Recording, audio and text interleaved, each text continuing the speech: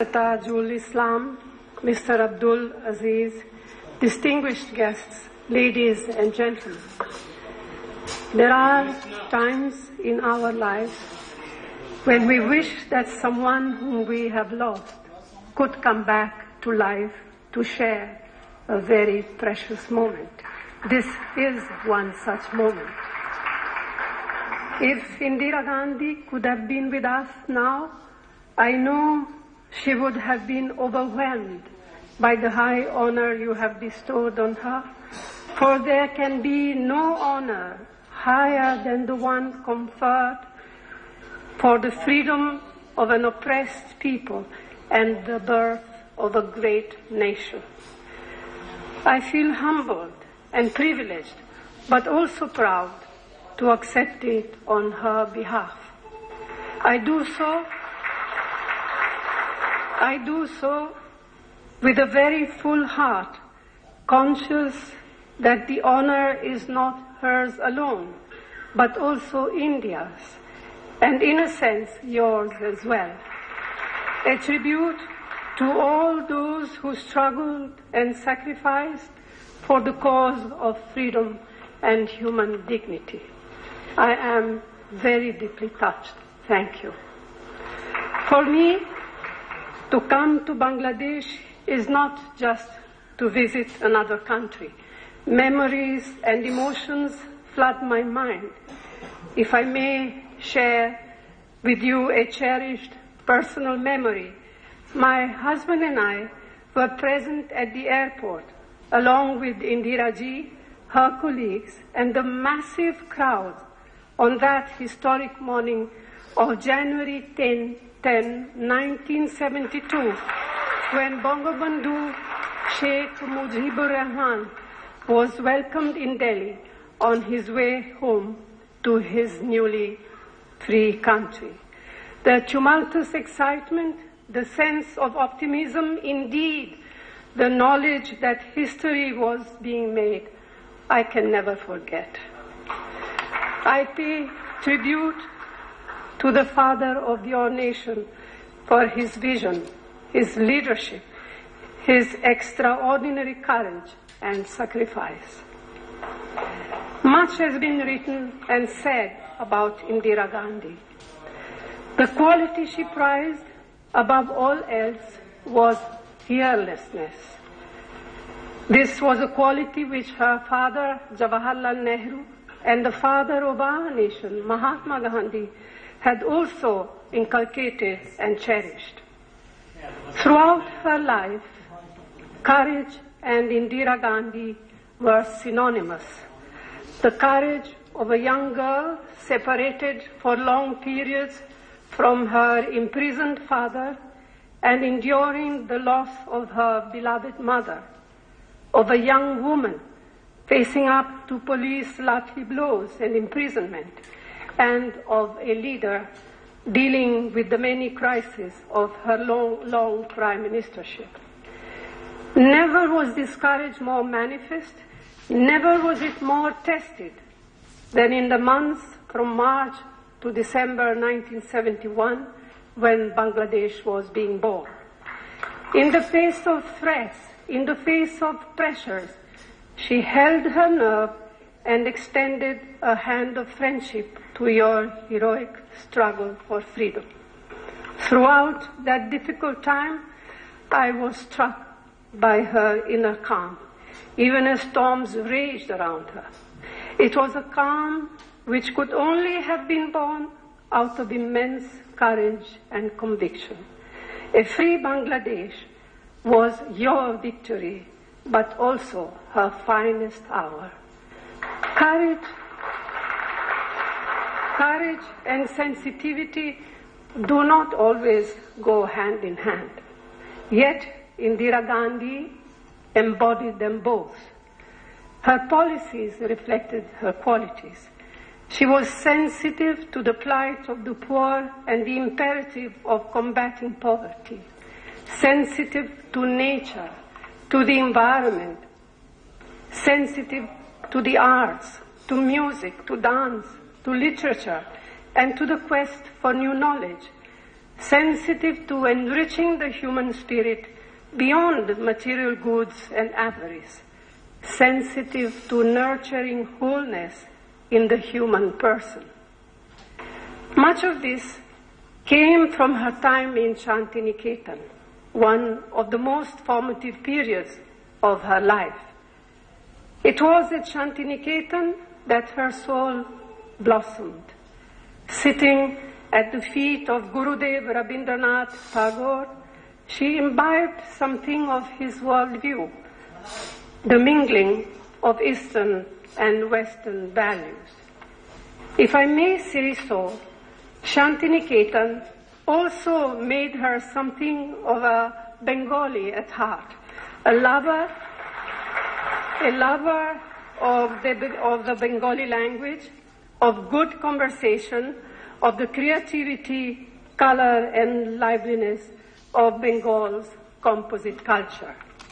The emergence of Bangladesh, therefore, meant something much deeper to her than its geopolitical implications.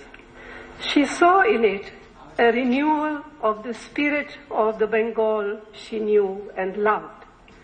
She would have rejoiced that you have kept that flame alive.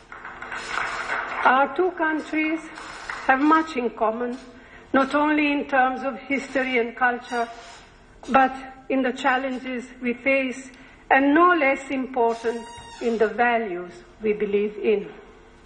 Foremost among them is the challenge of eradicating poverty and destitution and providing our peoples the opportunity to lead lives of dignity and fulfillment. Indira Gandhi was clear that this must be the true burden of politics.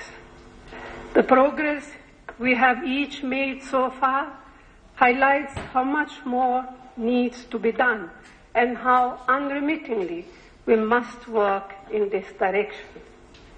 As you perhaps know, India's rate of economic growth is now on a high track, but its benefits have yet to reach millions of our poor.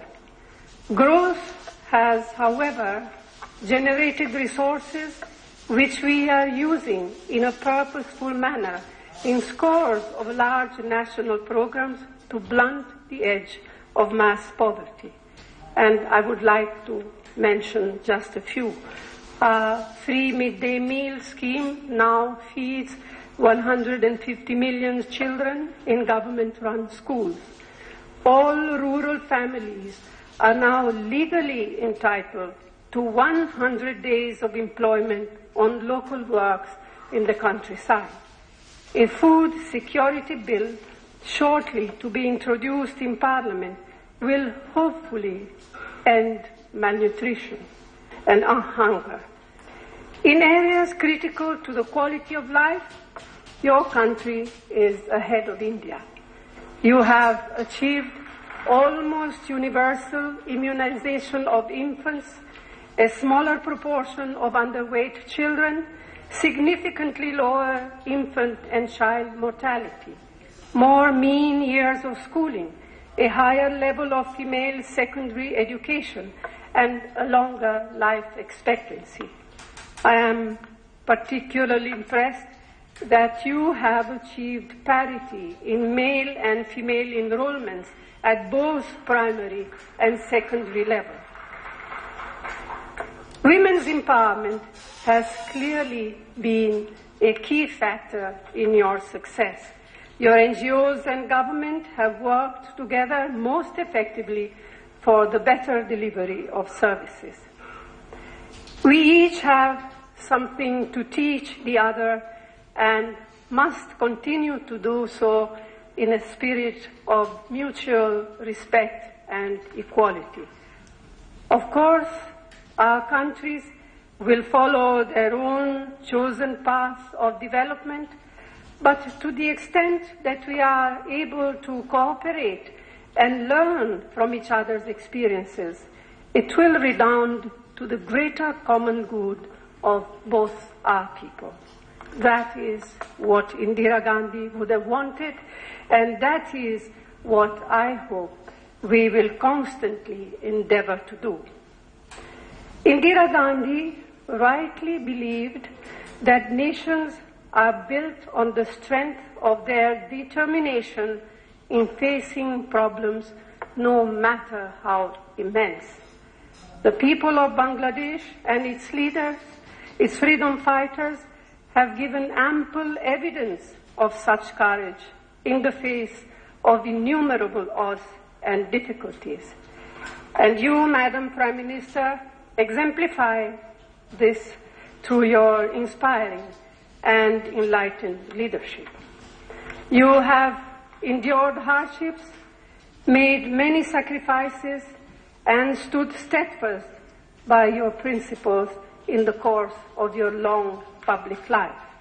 Indira Gandhi, whom you had known, would have been proud of you. Mr. President, Madam Prime Minister, we in India wholeheartedly subscribe to building the closest friendship and cooperation with Bangladesh. You can be sure that as Bangladesh moves from success to success, there will be no louder cheer than that from us in India. Once again, I thank you for the honor of conferring on Indira Gandhi the Bangladesh Freedom Honor, and I end by giving you and all the people of Bangladesh my heartfelt greetings, my good wishes, and my thanks. Joy Bangla, joy Bangladesh and India friendship.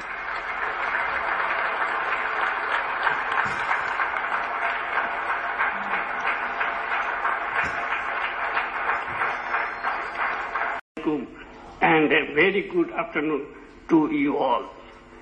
Today, it is a great honor and pleasure to welcome Srimati Sonia Gandhi, the President of the Indian National Congress, and her delegation members among us. This is indeed a very special and historic occasion for us. An occasion that will certainly be written in golden letters in the history of both of our nations.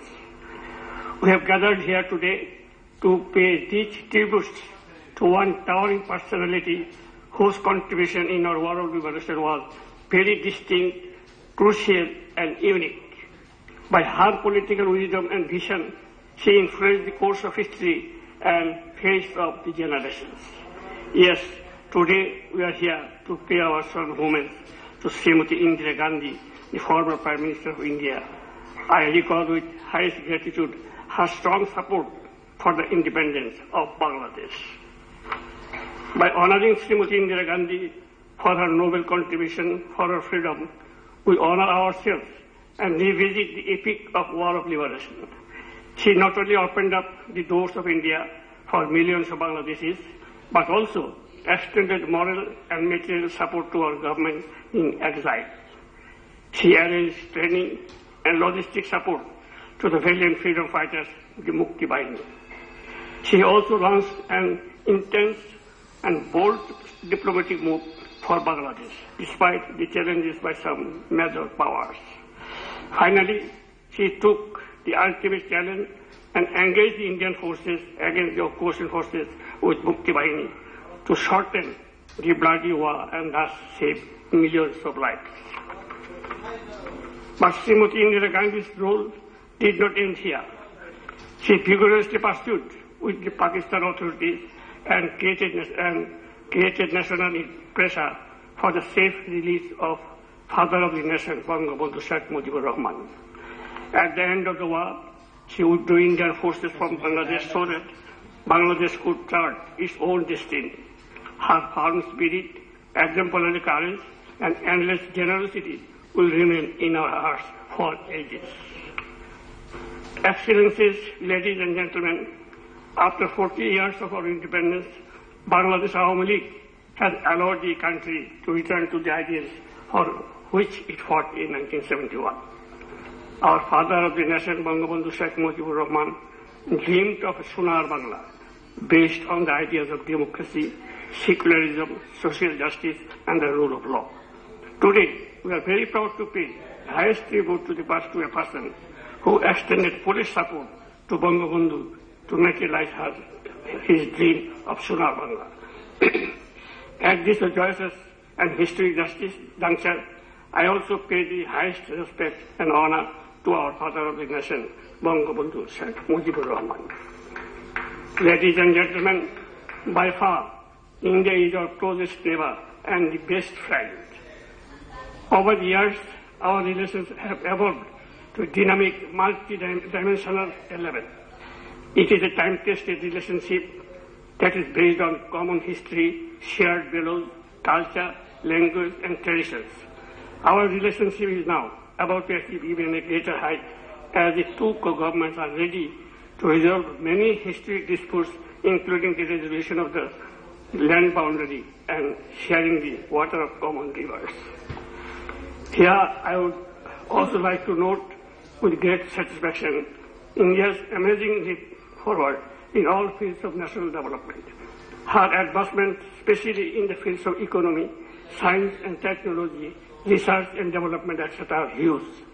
Therefore, I firmly believe that India, under the able leadership of Her Excellency Srimati Sonia Gandhi, would render all out cooperation for our development as well.